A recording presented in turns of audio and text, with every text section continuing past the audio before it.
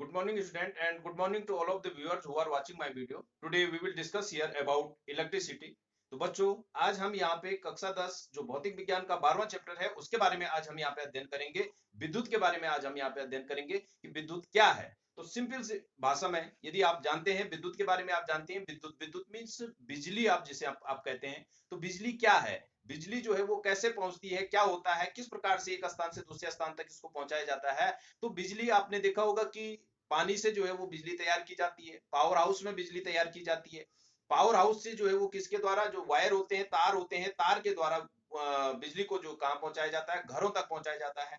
घरों में आपने देखा होगा मीटर लगा हुआ है, मीटर से जो है वो वायर जाती है, दो वायर होती है, एक न्यूट्रल होती है और एक फेज होता है। और उससे जो है वो बिजली जो है वो कहाँ, एक सर्किट में जो है पूरे घर में, कहीं जो है वो बल्ब जल रहा है उसका स्विच अलग होता है, कहीं पे फ्रिज चल रहा है, कहीं पे कूलर चल रहा है, कहीं पे फैन चल रहा है। इस प्रकार से जो है वो अलग अलग भागों में उसको क्या कर दिया जाता है, डिवाइड कर दिया जाता है और उसको जो है क्या, हम अपने यूज में जो है वो बिजली को लाते हैं।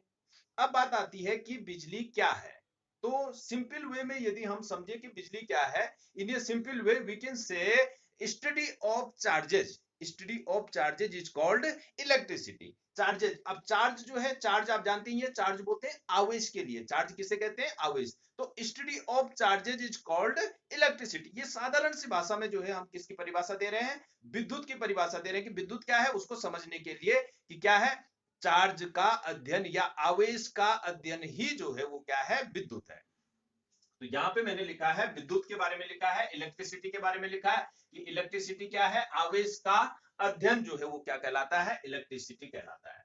अब इसमें जो दूसरी चीज आती है वो आती है विद्युत धारा। विद्युत धारा से भी आप इसको जानते हैं, विद्युत धारा क्या होती है। विद्युत या विद्युत धारा लगभग एक ही चीज है, एक ही चीज को जो है वो हम जानते हैं। तो विद्युत धारा, धारा आपने सुना होगा कि जैसे आपने सुना पानी की धारा, नदी की धारा, या दूध की धारा, हवा की धारा। धारा सुना होगा आपने। तो धारा का मतलब है किसी चीज का कंटिन्यू, लगातार जो है वो बहना। कंटिन्यू यानी लगातार बहना, लगातार फ्लो होना जो है वो क्या कहलाता है, धारा कहलाता है। तो यहाँ पे जो है विद्युत धारा का मतलब हो गया कि सतत रूप से लगातार जो है किसका, आवेश का प्रवाह होना, आवेश का बहना, आवेश का फ्लो होना, एक स्थान से दूसरे स्थान तक आवेश का पहुंचना जो है वो क्या कहलाता है, विद्युत धारा कहलाता है। तो विद्युत और विद्युत धारा आपकी समझ में आ गया होगा। अब बात आती है इस चैप्टर में विद्युत धारा का हम जो है वो किस प्रकार से उपयोग करते हैं। तो विद्युत धारा का उपयोग हम जो है वो परिपथ के रूप में करते हैं। परिपथ में यहाँ पे हमने एक बैटरी यहाँ पे लगा दी और इस प्रकार से यहाँ पे हमने क्या लगा दिया, एक बल्ब हमने यहाँ पे लगा दिया और यहाँ पे हमने एक क्या, स्विच लगा दिया और यहाँ पे हमने क्या जोड़ दिया, ये अमीटर जोड़ दिया।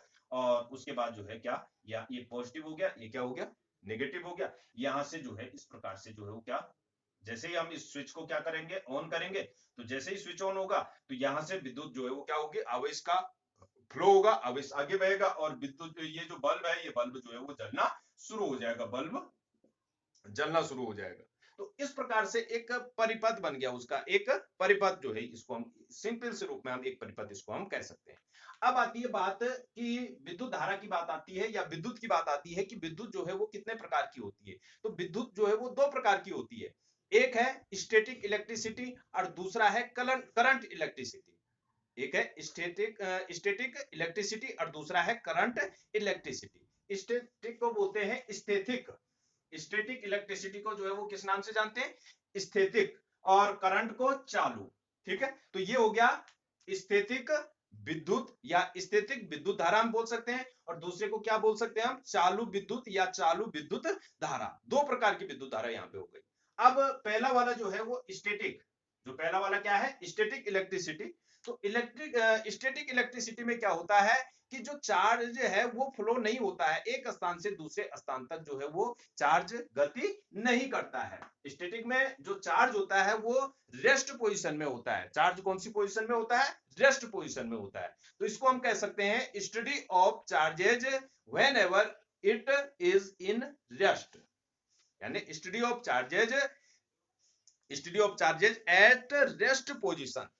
ठीक है, कि जब क्या है, जो आवेश है वो कैसी अवस्था में है, रेस्ट यानी एक ही स्थान पर जो है वो एक स्थान से दूसरे स्थान तक चार्ज नहीं जा रहा है, तो उसको हम जो है वो किस नाम से जानते हैं, स्टैटिक इलेक्ट्रिसिटी के नाम से जानते हैं।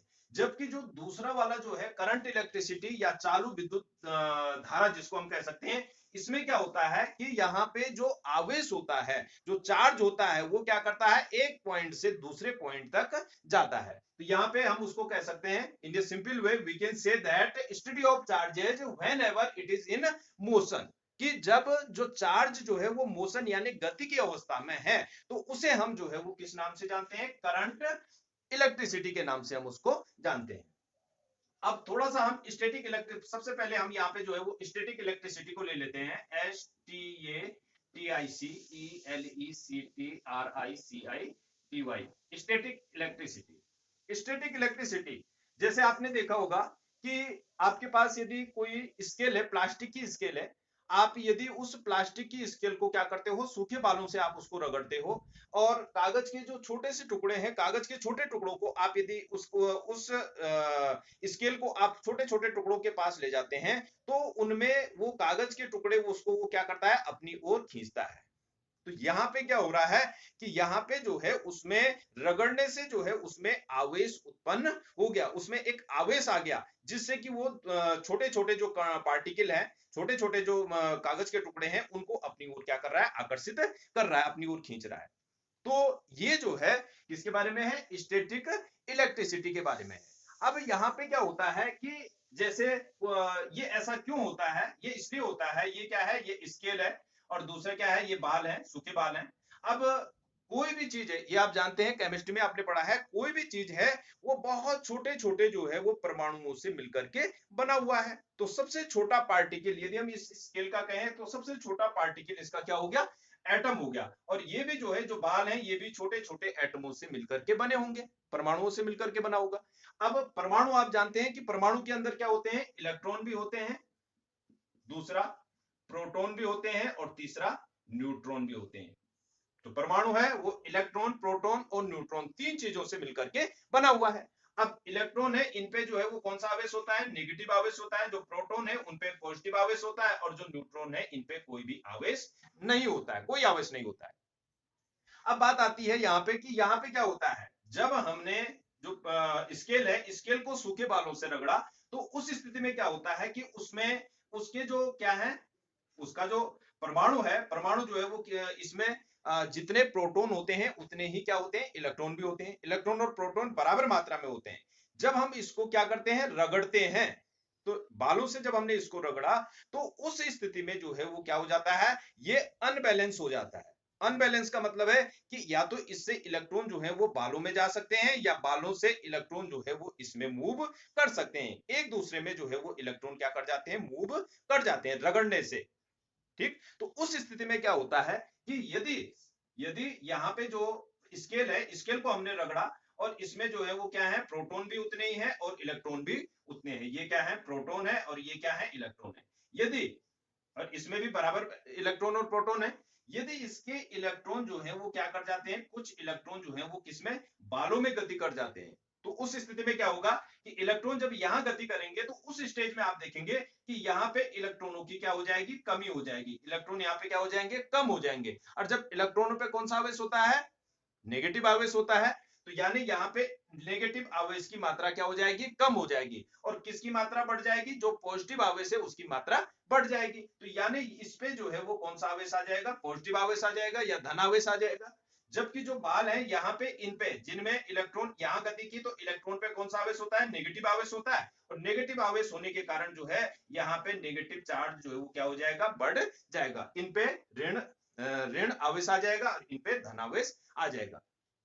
अब जब यहाँ पे धन आवेश इन पे आएगा, तो क्या, जब इनको हमने रगड़ा इसको, और उसके बाद हम छोटे छोटे पार्टिकल जो कागज के उनके पास ले गए, तो यदि जो क्या है, जो छोटे छोटे कागज के टुकड़े हैं, यदि उनपे जो है वो कौन सा आवेश होगा, नेगेटिव आवेश होगा, तो वो क्या होंगे, वो इसकी ओर क्या हो जाएंगे, अट्रैक्ट, क्योंकि ये पॉजिटिव आवेश है और उसपे क्या है, नेगेटिव। और नेगेटिव और पॉजिटिव जो विपरीत आवेश होते हैं, वो एक दूसरे को क्या करते हैं, अट्रैक्ट करते हैं, अपनी ओर खींचते हैं। जबकि जो सेम सेम एक ही प्रकार के आवेश होते हैं, वो एक दूसरे को जो है वो क्या करते हैं, रिपेल करते हैं, एक दूसरे को प्रतिकर्षित करते हैं। तो इस स्थिति में जो है वो कागज के टुकड़े जो है वो क्या हो जाते हैं, उसकी ओर आकर्षित हो जाते हैं।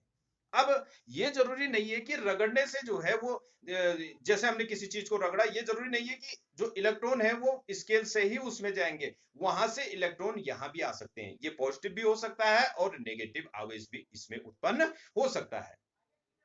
तो ये है स्टडी ऑफ स्टैटिक इलेक्ट्रिसिटी। अब जो दूसरी चीज आती है, study of charges whenever it is in motion, यानी यदि हम करंट इलेक्ट्रिसिटी की बात करते हैं तो करंट इलेक्ट्रिसिटी में क्या होता है, करंट इलेक्ट्रिसिटी में जो आवेश होता है वो एक स्थान से दूसरे स्थान तक क्या करता है, गति करता है।